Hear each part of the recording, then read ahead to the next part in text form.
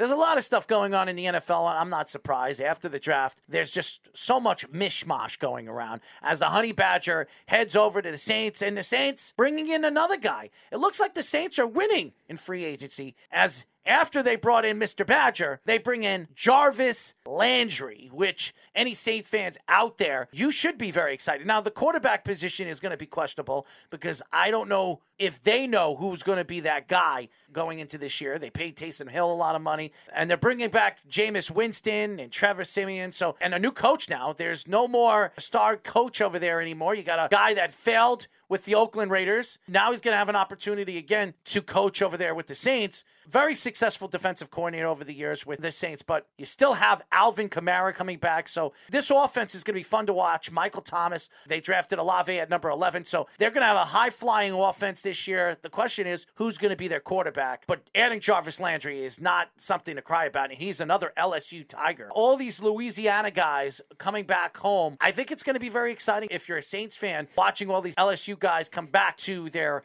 college alma mater. I think you should be very excited. Yeah, the Saints have always done the reverse, too. They always seem to never sign or draft those guys because there's a lot of mutual fans with both that have always been itching. If there's a big LSU guy in free agency, let's go get him, and they never do. Now, finally, they get two of them, too. They just signed the Honey Badger last week, arguably one of the best safeties in the NFL. Getting a little older, but still only 29. He's still very young. Definitely going to help out what he's turned into one of the best secondaries in football. Now, receiving depth, something they've lacked for years. Even when Drew Brees was there, it was always they had one guy, and they had to make the other guys with Drew Brees, Sean Payton in the scheme. Now they actually have Olave. They have Jarvis Landry and Michael Thomas probably coming back now. It seems like he's very excited about this offense. And then you got Kamara, who's arguably, when healthy, one of the best pass-catching backs in the league, too. Now, yes, Jameis Winston is a turnover-prone guy, but he still has a lot of arm talent, too. With all those weapons, it's going to be fun to watch. It'll still give the ability for somebody like Olave to stretch the field. Don't forget about Alvin Kamara either.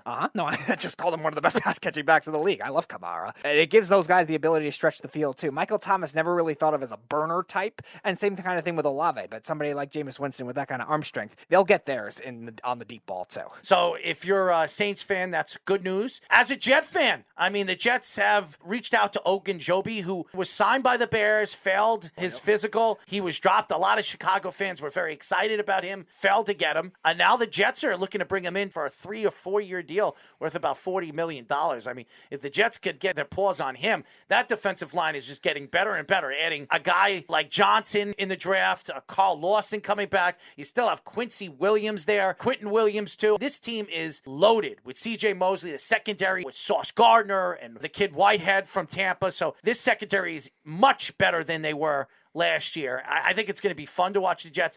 Are they a playoff team? No. I think they're a 7 or 8 win season. If Zach Wilson could take 3 or 4 steps forward, this team is going to be very, very dangerous in the AFC moving forward. Yeah, I'll start with Ogunjobi. It fits a scheme perfectly. A guy that's been a 4-3 defensive tackle pretty good throughout his career, too. Would have been probably second-round pick if he didn't fall because of off-field issues at the time back in 2016. You're getting a guy that has a lot of talent. He's going to be plugged in next to Quentin Williams. You still got Sheldon Rankins there, who don't sleep on him when he's healthy. He's a top 5 pass-rushing defensive tackle and a good run stopper, too. And then Solomon Thomas is your 4th guy in a scheme that really does well with interior guys. I think they bolster up the front 4 and the secondary now with what they did in the draft. That's what you need in today's game for a defense. You can make the linebackers work with the scheme. We've seen the 49ers with Robert Saleh do that with many different linebackers. Now that'll be a test for the Jets because it's really the only major talent weakness, but they still got C.J. Mosley there too, who's still very good. They're also talking to Kawan Alexander. Wow, if they could pull that off, wow. There's so much the Jets could do, and they still have money that they could spend. They're going to have to try to sign Quentin Williams next year. I believe he will sign back with the Jets. His brother plays for the Jets right now.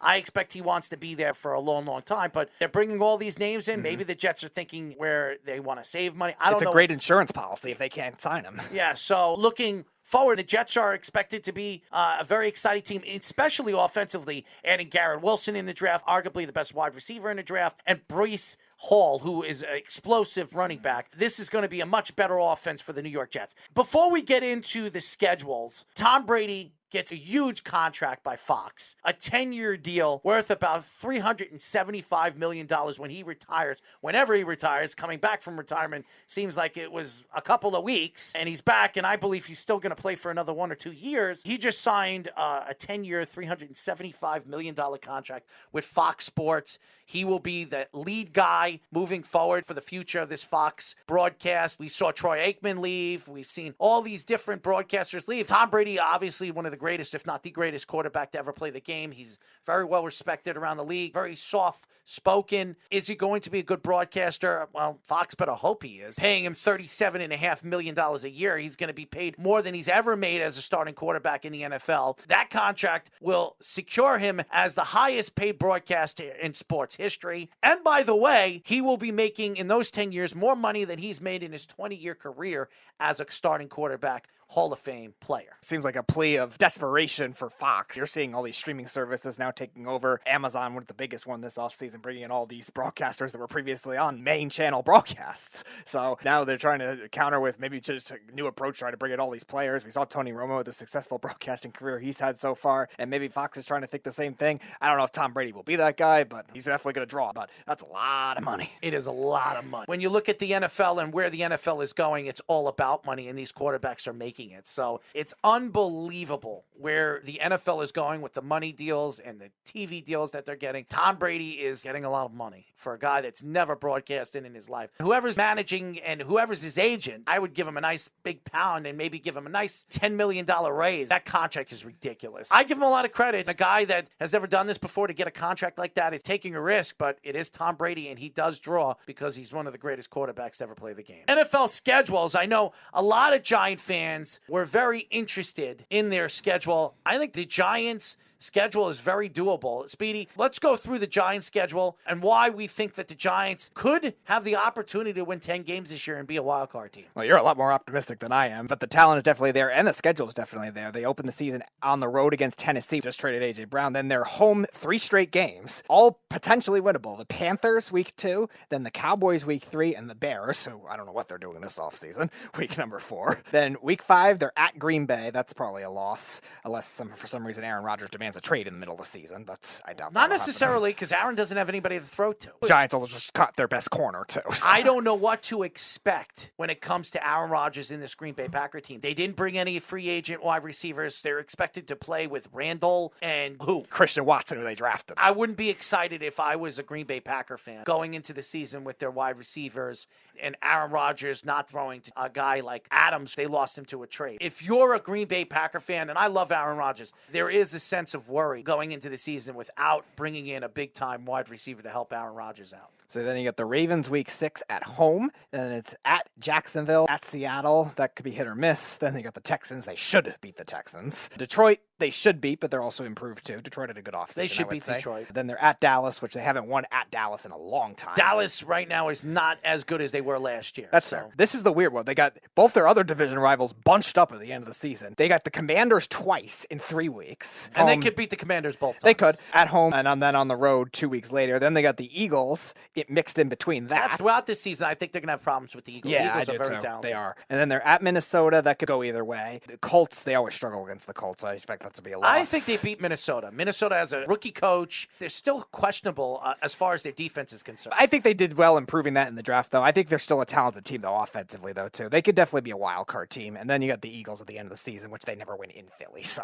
that'll be. As far as the Jets are concerned, this schedule is brutal. Yeah. If you're a Jet fan right now, yes, you love the acquisitions they made. They brought in Conklin. They brought in Osama. You would expect that this team was going to have a good season. But their schedule, every year, it's brutal after brutal after brutal schedule. We'll go through it, and I'm going to tell you why. I still think in a good season, the Jets could win 7 or 8 games. And I expect them to do it. If Zach Wilson takes a foot forward with the weapons that they have and this defense plays as well as we think it could play this year, this team could be a borderline playoff team, and they could be fighting for a playoff wildcard spot. But because there's so much depth in the AFC, I expect the Jets to fall short because Buffalo's expected to be good. You know you can't count out New England, and Miami made some acquisitions too in the offseason. I still still think Miami's the worst team in this division. Tyreek Hill doesn't scare me. That's because you have Tua throwing him the ball. But And it's still a terrible offensive line. which the Jets have to definitely boost up their offensive line in the offseason. And the Jets have boosted up their pass rush to have fun with that, too.